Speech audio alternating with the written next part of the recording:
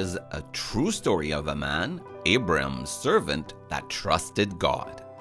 When Abram was old, he decided to find a suitable wife for his son Isaac. Abram sent for his best servant. "I do not want my son to marry any of the local women," Abram explained. "I am sending you to where I used to live. You will find a wife for Isaac there." But the servant said, "What if she does not want to come back with me? Will I have to take Isaac to her?" "If she is unwilling," Abram replied, "your task is finished. God has promised to give this land to my descendants." The servant collected 10 camels and loaded them with provisions. Then he set off for Aram in Mesopotamia, where Abram's brother Nahor lived. When he arrived, he stopped outside the city and made his camels kneel down close to a well. Then the servant prayed, "O Lord, when the women come to the well, I will ask them for a drink. If one says, 'Drink, and I'll water your camels too,' let her be the one you have chosen for your Isaac." While he was praying, a woman called Rebekah came to the well. She was carrying a water pot on her shoulder. The servant asked Rebekah for a drink. She quickly lowered the jar and gave him a drink. Then she offered to draw water for the camels as well. The servant watched as Rebekah went back and forth from the well to fill a container for the camels to drink. When she had finished, he took out 2 gold bracelets for her. "Who are you?" the servant asked.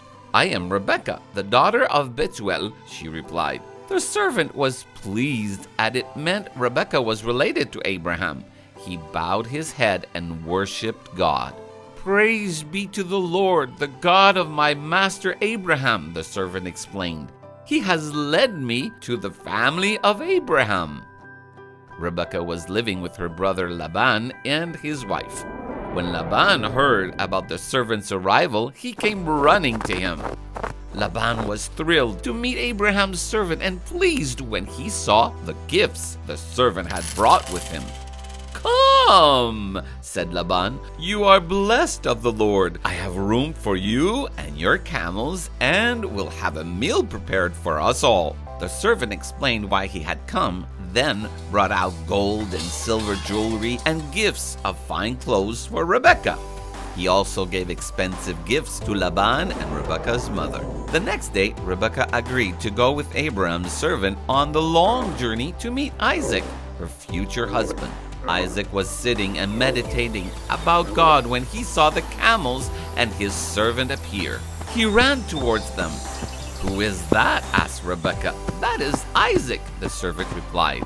Rebekah quickly covered her face. Abraham's servant then explained to Isaac all that had happened.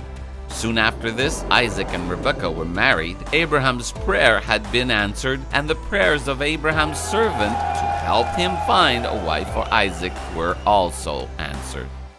Isaac really loved Rebekah, and they later had twins, Esau and Jacob. If you want to read the original story, it's in your Bible, in the book of Genesis.